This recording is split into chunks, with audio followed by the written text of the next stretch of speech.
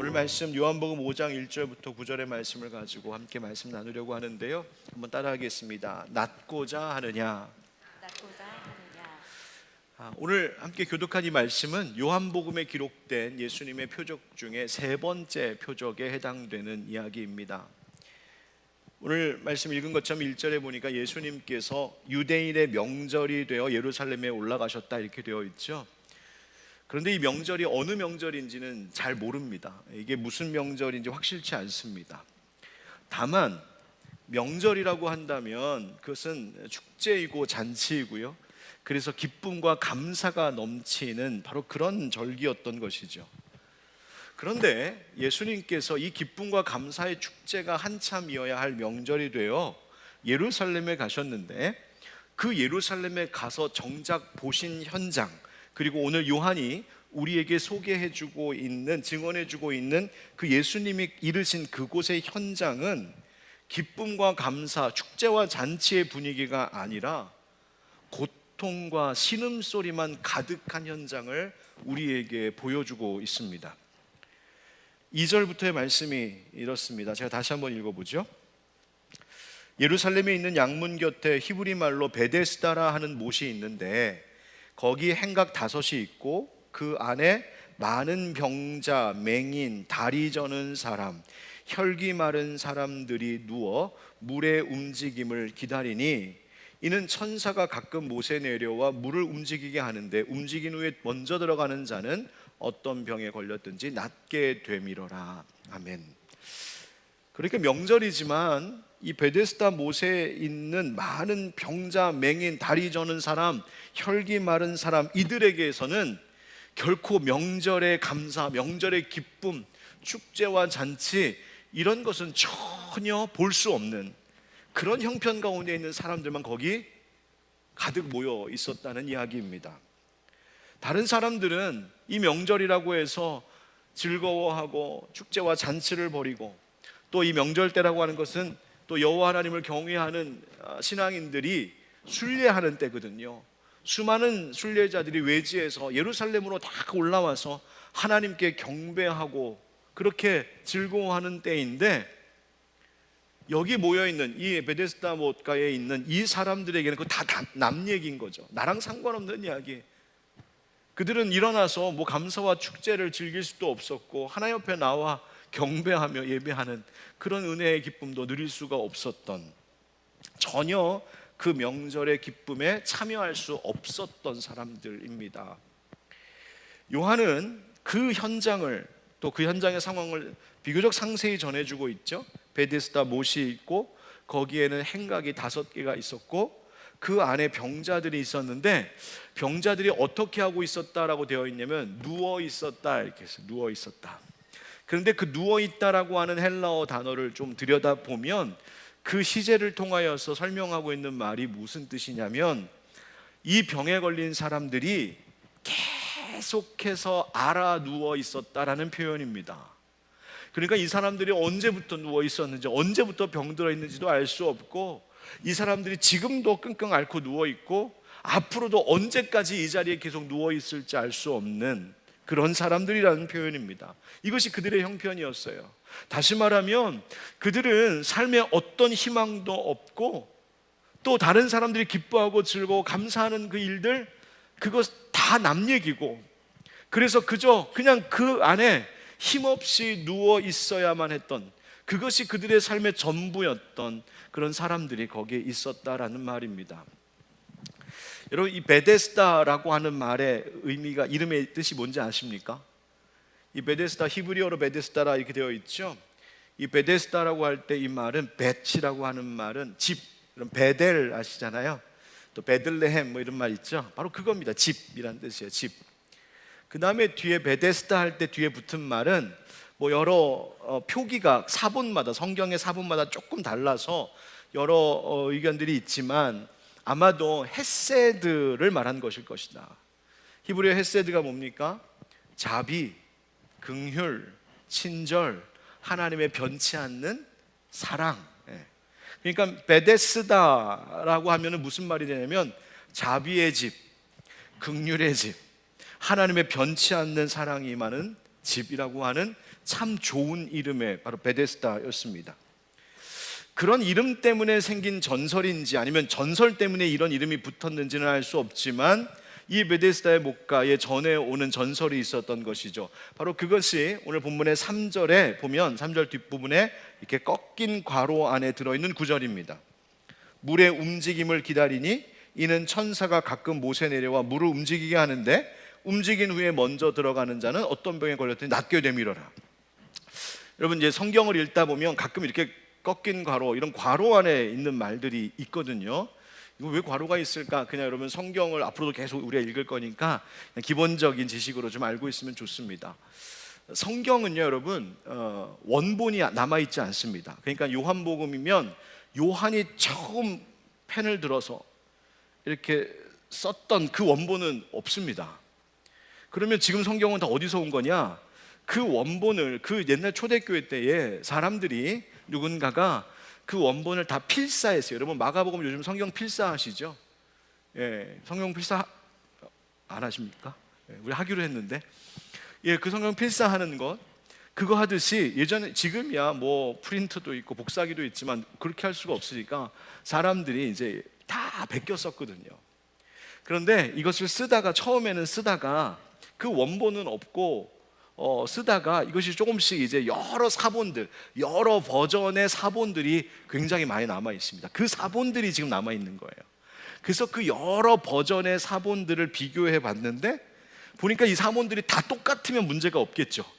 다 똑같으면 이거다. 그런데 참 아이러니하게도 이 사본들이 조금씩 다른 곳들이 있습니다. 그래서 어떤 것을 보면 이 구절이 있는데 어디에 보면 그 구절이 빠져 있고, 또 아까 베데스다라고 하는 그 이름도 있는 것처럼 이게 베데스다라고 해서 헤세드 뭐 자비의 집 이렇게 표현할 수 있지만 뒷말을 다르게 조금 표기해 놓은 것이 있어서 올리브 감람나무 열매의 집 이렇게도 설명이 되기도 하거든요. 그러니까 이게 서로 좀 다른 거예요. 그래서 성서학자들이 고민하고 연구합니다. 뭐가 원본에 가까울까? 그래서 여러 사본들 중에 가장 공통된 구절들이 있는 것, 그게 가장 원본에 가깝겠죠. 그래서 그것을 표준으로 두고, 또 그런데 그 위에 이제 붙어 있는 말들, 다른 사본에 좀 붙어 있는 것들이 있거든요. 그것을 따로 표기를 하는 겁니다.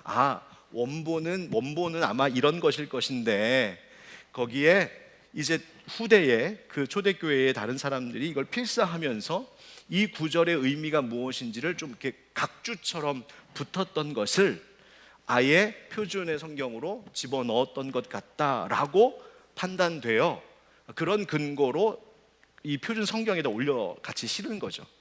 그래서 거기다가 이렇게 꺽쇠를 표시해 놓은 겁니다. 이거는 어떤 사본에는 없기도 한 구절이다. 뭐 이런 이야기예요. 이거 이제 알고 계시면 될 것 같고요. 아무튼 자, 바로 거기에 그 많은 병자들 중에 이 38년 된 병자가 있었습니다. 그런데 이 사람의 형편이 어떠했냐면 7절에서 이 38년 된 병자가 예수님께 답하는 내용을 보면 이렇게 말해요. 주여, 물이 움직일 때에 나를 못에 넣어주는 사람이 없어 내가 가는 동안에 다른 사람이 먼저 들어갑니다. 이것이 바로 이 38년 된 병자의 형편이었습니다. 이 사람은 스스로 움직일 수 없는 사람이었습니다. 그러니까 물이 동하면 아마도 이 베데스다 이 못이라는 곳이 여러분 간헐천 아시죠? 이렇게 그 땅 속에서 움직임 때문에 주기적으로 이렇게 솟구쳐 오르는 물, 아마 그런 것이었을 것이다. 그런 온천 같은 물이었을 것이고 아마 거기에 성분이 좋아서 간혹 피부병 같은 것이 낫는 사람도 있었기 때문에 이런 전설 같은 것이 내려왔을 것이다 라고 하는 그런 추정도 있어요. 아무튼 사람들이 그걸 믿었다는 거죠. 이게 물이 동할 때에 천사가 임한다고 받고 그때에 가장 먼저 들어가는 사람이 병이 낫는다라고 이 사람들은 굳게 믿고 있었던 거예요. 거기 모여있는 사람들에게는 이것이 유일한 희망처럼 붙들고 있는 일이었죠. 그러나 이 38년 된 병자에게는 그마저도 허락되지 않는, 인생의 마지막 희망 같아서 거기에 와 있는 것인데 그마저도 이 사람에게는 허락되지 않는 그런 형편 가운데 지금 이 사람이 있다는 이야기입니다. 여러분 한번 생각해 보셨어요? 38년 동안 어떻게 살아왔을까? 거기서 누워서 말이 38년이지요. 근 40년. 상상이 가지 않는 긴 세월. 처음에는요, 기대감 가지고 왔겠죠. 사람들이 너 거기 가서 병 나으라고 데려다 놨을지도 모르겠죠. 그러나 자기가 움직여서 가려고 할 때마다 누가 먼저 달려가는 거예요? 소위 선착순으로 가야 되는 거잖아요. 그거 볼 때마다 어땠을까요? 얼마나 상처가 됐을까? 얼마나 실패감, 패배감을 느꼈을까? 그것이 쌓이고 쌓여온 것이죠. 여러분 생각해 보면 이 베데스다라고 하는 이름은 뭐 긍휼의 집, 자비의 집, 하나님의 사랑의 집, 좋은 말이 붙어 있는 이름이긴 하지만 거기에 누워 있는 병자들, 특별히 이 38년 된 병자에게는 그 이름 자체가 상처이죠. 기대감 가운데 있었지만 그가 38년을 살아오면서 어느 순간부터 이런 생각 들지 않았겠어요? 야, 나에게는 이런 자비함조차에서도 나는 제외되는 대상이구나. 하나님께서 은혜 주시고 하나님이 고치신다고 하는 사람들, 그 은혜 중에 나는 낄 수가 없구나. 나는 늘 밀려있는 사람, 나는 그냥 이러다 끝날 인생이구나. 언젠가부터 그 마음 들지 않았겠습니까? 그 패배감. 여러분, 즉 이 사람이, 이 모든 정황들은 바로 이 38년 된 병자가 얼마나 절망의 밑바닥까지 지금 추락해 있는지를 말해주고 있는 거예요. 얼마나 실망과 상처와 아픔의 밑바닥까지 내려와 있는가. 그런데 바로 거기에 예수님이 지금 찾아오신 것입니다. 여러분, 우리가 살면서 참 많은 사람들을 이렇게 만나면서 살잖아요. 제가 이제 목회자이다 보니까 많은 사람들 만날 뿐만 아니라 많은 분들의 이야기도 듣습니다. 사연도 듣고 지나온 삶의 이야기도 듣고 지금 겪고 있는 어떤 형편도 이야기를 듣고요. 그런데 여러분, 제가 한번 여쭤볼까요?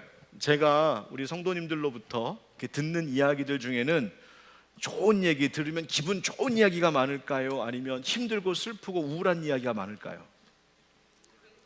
어쩜 그렇게 확신하세요? 이게요, 제가 목회 시작한 지 벌써 22년째거든요. 그런데 가만히 이렇게 그냥 대충 생각만 해도 제가 성도님들로부터 듣는 이야기라고 하는 것이 힘들고 슬프고 우울한 이야기가 훨씬 많아요. 우리 목사님 목회한 성도님들은 다 그랬느냐? 아니, 그게 아니라 성도님들이 이렇게 좋은 일, 감사한 일 생기면 그냥 알아서 기뻐하세요. 알아서 감사하고 좋아라 하시고, 그런데 힘들고 어렵고 우울한 일이 생기면 기도 부탁해야 되잖아요. 그러니까 이제 찾아오시거나 연락해서 기도 얘기 듣는 거죠. 뭐 신방과도 마찬가지이고요. 뭐 괜찮아요. 괜찮습니다. 그게 목회이고요. 그거 하라고 하나님 좀 부르셨으니까 괜찮아요. 그래도 가끔 좋은 이야기도 좀 들려주셨으면 좋겠다. 뭐 그렇게 사는 거예요. 하나님 그거 하라고 부르신 거니까요. 괜찮습니다. 그런데 그냥 그런 얘기를 들어서 싫다는 얘기가 아니라, 그런 어렵고 힘든 일들, 절망스러운 일들을 겪는 분들의 삶과 그 사연과 형편을 듣다 보면 제 마음까지 무너질 때가 있어요. 어떻게 해야 될지 모르겠으니까 어떻게 해야 될까? 저 얼마 전에도요, 건너 아는 어느 목사님 가정에 큰 어려움이 있어서요, 그 큰 어려움을 겪은 사모님이 제 안사람에게 전화를 해가지고 대성통곡을 하면서 막 그 가슴 아픈 이야기를 다 쏟아놨다는 얘기를 제가 사모로부터 들었어요. 막 그런 이야기 듣고 있으면 어떡하냐. 여러분, 당장 우리 교회 성도님들 중에도요, 오늘 좀 이따가 이제 같이 기도할 텐데, 우리 교회 성도님들 중에도 지금 자녀들이 큰 암 수술을 지금 앞두고 기도하고 있는 가정들이 있거든요. 청년들. 그런 이야기 듣고 기도 제목 받으면 목사는 어떻게 하면 좋을까? 내 기도가 부족했나? 막 이런 생각도 들고요. 마음을 졸이고 있어요. 우리 그 부모님도 오죽하겠어요. 수술 앞둔 분들도 있지만 이미 수술하시고 지금 항암 치료 받고 계신 분들도 여럿 계시고요. 부모님 위독하시다고 그래서 와달라고 오늘 또 연락받은 가정도 있고요. 남편분이 쓰러지셔서 지금 중환자실에 계신 우리 교회 집사님도 계시고요. 또 우리 교회 연세가 많으신 어르신들도 많으시잖아요. 근데 이렇게 부부가 계신데 한 분이 몸이 아프거나 많이 안 좋아서 간병이 필요하면 이게 연세 똑같이 많으신 분 어르신인데 그 짝꿍이 그 같이 몸 안 좋은 분이나 몸 더 안 좋은 분을 지금 돌보는 상황들도 제법 많습니다. 그뿐만 아니고요, 직장 생활 때문에 어려워하는 젊은 가정들도 많고요, 또 직장 생활하다가 그 스트레스가 마음의 병으로 그리고 몸의 병으로 온 우리 젊은 가정들도 있고요, 사업이 너무나 어려워서 정말 힘겨워하는 분들이 있어서 이것을 계속 이렇게 꾸려나가야 되나 접어야 되나 고민하는 분들도 있고요, 알게 모르게 재정의 압박에 정말 심하게 시달리고 있는 가정들도 많이 계신 걸 알고 있어요. 그러다 보면 여러분, 가족들 사이의 관계가 어떨까요? 부부들 어떨까요? 참 이게 슬픈 이야기인데요, 이게 현실적으로 혹은 뭐 직장 생활, 뭐 재정 생활, 재정적인 문제, 건강 문제 이런 것이 어려우면 사실 부부가 마음을 합쳐서 같이 기도하고 이겨나가야 되는데 그게 생각처럼도 쉽지가 않아요. 왜? 내가 당장 힘들고 너무 속상하고 아프니까. 그러니까 그 안에서 또 갈등이 일어나고 부딪히고요, 그러니까 더 불이 커지는 거죠. 영적인 문제, 신앙 문제 때문에 갈등하는 분들도 많이 계십니다. 간혹 우리 교회가 아닌 다른 타교회 성도님이 간혹 와서 그 속상한 마음 털어놓고 가실 때가 있거든요. 그럼 같은 목사로서 마음이 너무 마음 아프고 뭐 어떻게 도와드릴 수도 없고 뭐 그런 일들도 덜어 있어요. 여러분, 제가 성도님들의 뭐 개인적인 가정적인 뭐 여러 가지 형편과 상황들을 두고 이렇게 기도하려고 이렇게 생각하다 보면 생각으로 다 소화가 안 돼서 적게 되거든요. 이렇게 워드로 이렇게 치거나 하다 보면 끝이 없어요. 끝이 없어요. 제가 그러다 보면 하나님께 목사인 저도 투덜거리게 돼요. 하나님, 이게 뭡니까? 하나님, 이게 뭡니까? 하나님, 왜 이렇게 삶이라는 것이 어렵습니까? 왜 이렇게 힘든 일이 많고 교회에도 가정에도 직장에도 개인에게도 하나님, 왜 이렇게 절망스러운 일들이 너무나 많은 겁니까? 하나님 앞에 투덜거리다 못해 원망조의 말을 막 쏟아놓을 때도 있어요. 근데 그럴 때마다 떠오르는 한 성경 구절이 있거든요. 욥기에 나오는 구절인데요, 욥기 5장 7절 말씀에, 사실 이게 욥의 친구인 엘리바스가 한 말인데 이게 틀린 말이 아니에요. 뭐라고 그가 말했냐면, 사람은 고생을 위하여 났으니 불꽃이 위로 날아가는 것 같으니라. 풀어 말하자면 이런 말이에요. 인간이란 본래가 고난을 타고 태어났다는 거예요. 그래서 인생이 살면서 고난을 겪고 이런 시련을 겪고 절망스러운 일을 당하는 것은 마치 불꽃이, 마치 불티가 하늘로 올라가는 거. 여러분 이렇게 불 펴보셨죠? 불 피면 이 불꽃이, 불티가 위로 올라가든가요, 밑으로 내려가든가요? 다 위로 올라가죠? 당연한 거잖아요. 그만큼, 그렇게 당연한 것인 만큼 인간이 살면서 고난과 시련을 겪고 절망스럽고 우울한 일들이 있는 것은 그만큼 당연한 거다라고 말할 정도예요. 그것이 인생이라고 말해요. 하나님 믿는 백성, 하나님에게 부름받은 성도의 삶은 어떨까?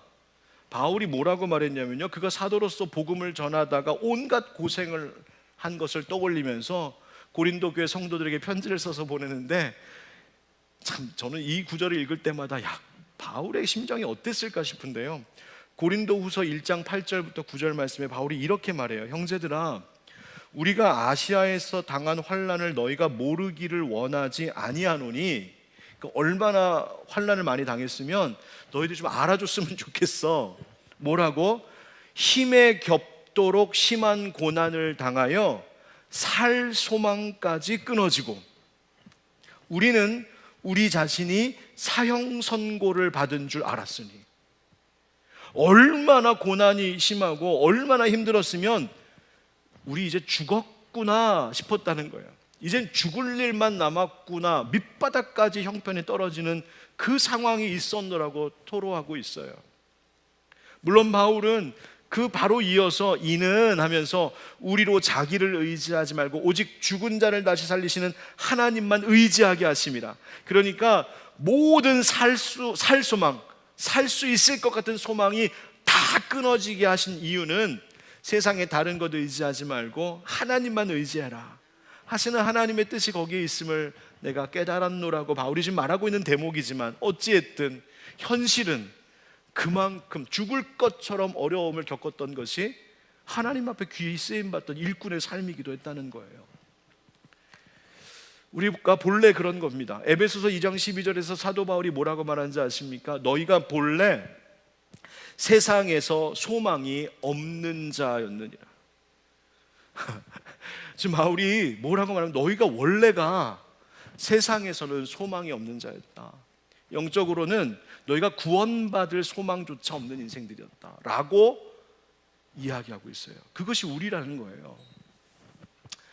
여러분, 어거스틴 아시죠? 교부 어거스틴이 그 유명한 저서 고백록에서 이런 이야기를 하는데요. 뭐 그가 사실은 우리가 어거스틴의 위대한 신앙의 고백만 알지만 사실은 그가 젊었을 때 어마무지하게 방황했던 인생이거든요. 그런데 그 방황기 때에 이야기를 적기를, 그가 이 어거스틴이 사랑하는 친구가 있었는데, 정말 사랑하는 친구가 있었는데 그 친구가 열병을 앓다가 죽어요.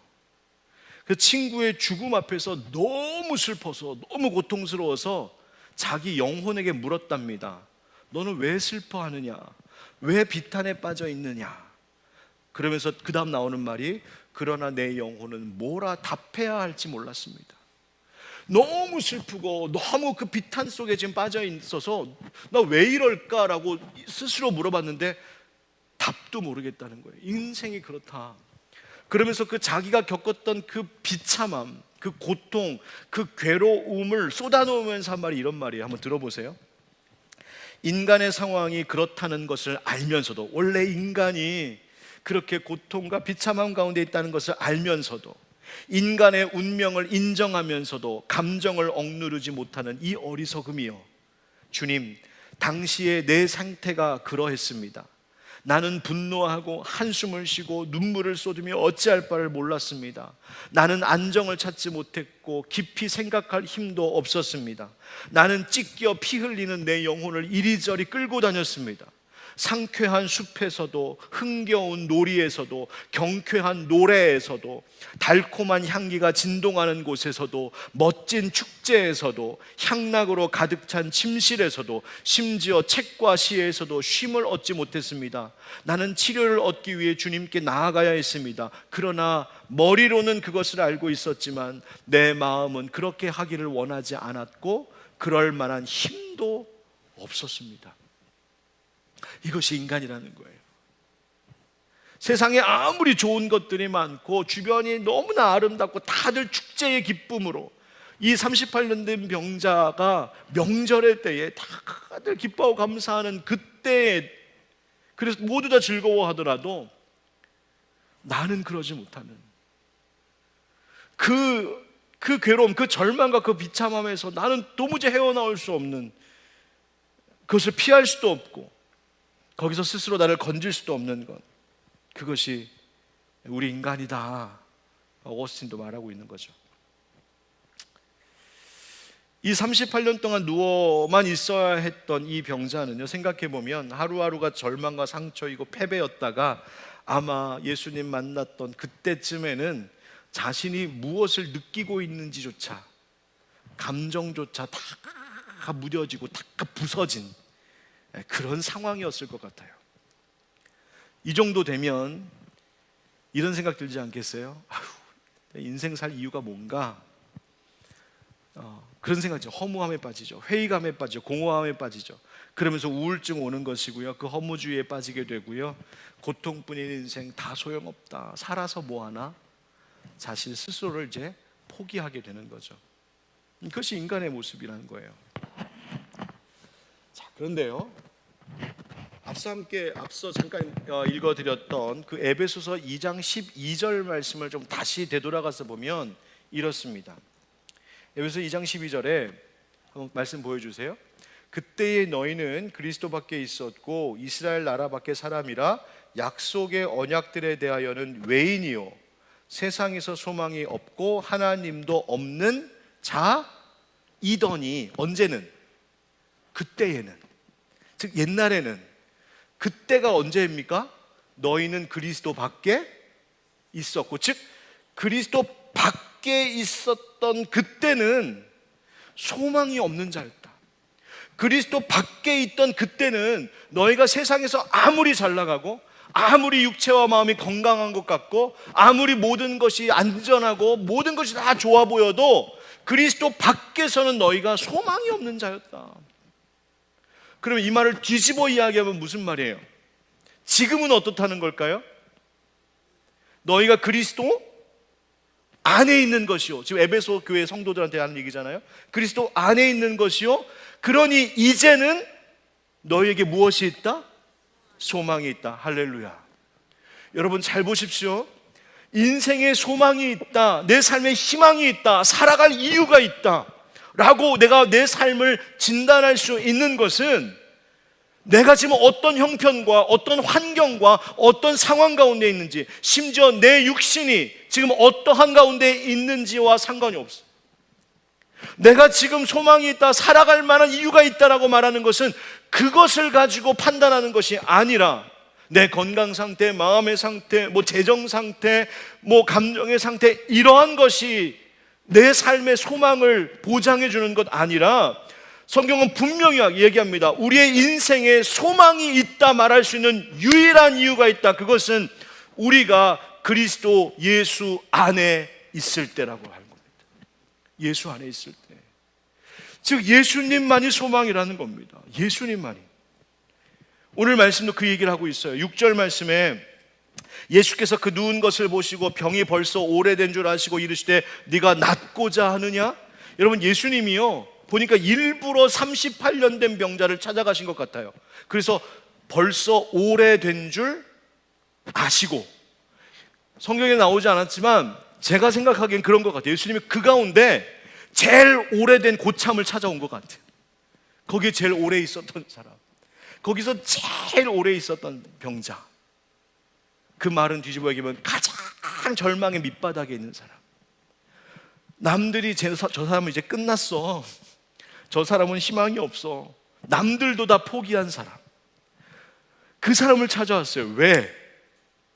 이 사람이 낫는다면 나머지 사람도 예수 안에서 소망이 확실히 있을 것이기 때문에. 예수님께서 물어보시는 거예요. 네가 낫고자 하느냐? 여러분 보세요. 이 병자가 예수님이 오는 걸 보고 그가 예수님인 줄 알고, 예수님, 바디메오처럼 예수님 저 좀 고쳐주세요, 그러지 않았어요. 먼저 찾아가지도 않았고 먼저 구하지도 않았고, 그런데 예수님이 그저 누워있던 이 38년 된 병자에게 먼저 아시고 찾아오셨어요. 여러분 기억하십시오. 예수님은 때로는 우리가 기도할 힘도 없고 주님 앞에 나아갈 힘도 마음도 생기지 않는 그 순간에도 우리가 어떤 형편인지를 아시고 내게 먼저 찾아오시는 분이 우리 예수님이신 줄 믿습니다.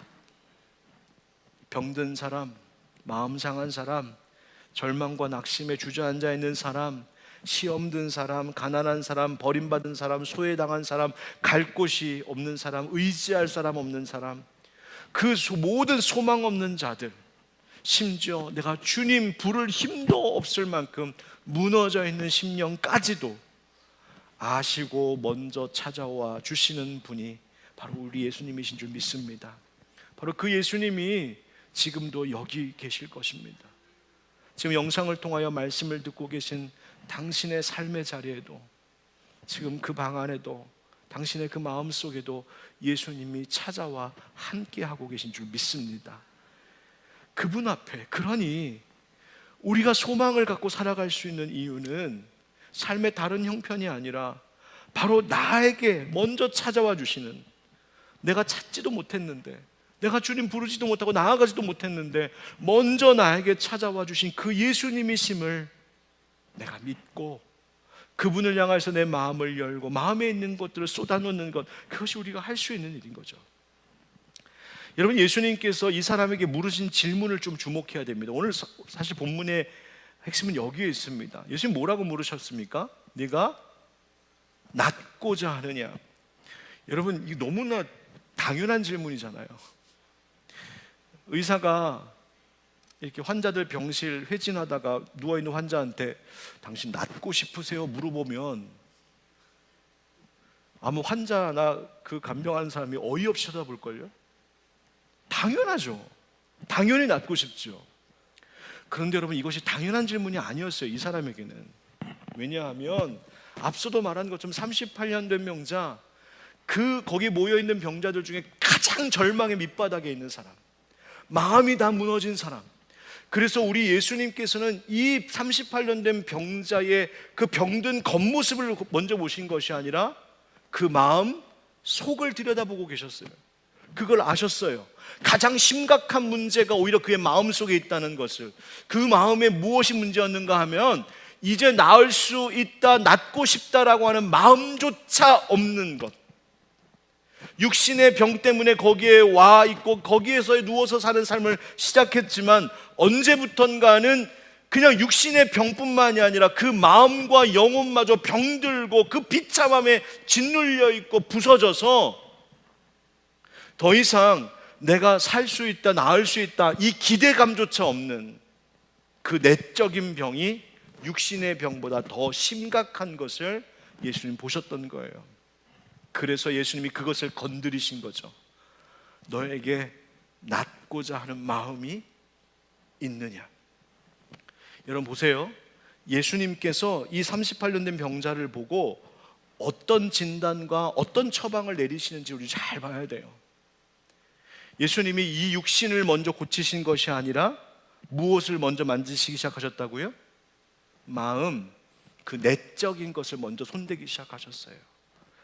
여러분, 우리는 삶의 여러 가지 형편과 환경 속에서 하나님 이거 고쳐주시고 저거 해결해 주시고 이 문제 저 문제 하나님 도와주세요 기도하잖아요. 그런데 어쩌면 주님이 우리에게 이렇게 말씀하실지 몰라요. 아니, 다 알겠어, 알겠고 알겠는데 내가 지금 주목하고 있는 그런 것이 아니야. 너의 영혼이, 너의 마음이, 너의 내적인 상태가 지금 어떠한지 나 너랑 이야기하고 싶어.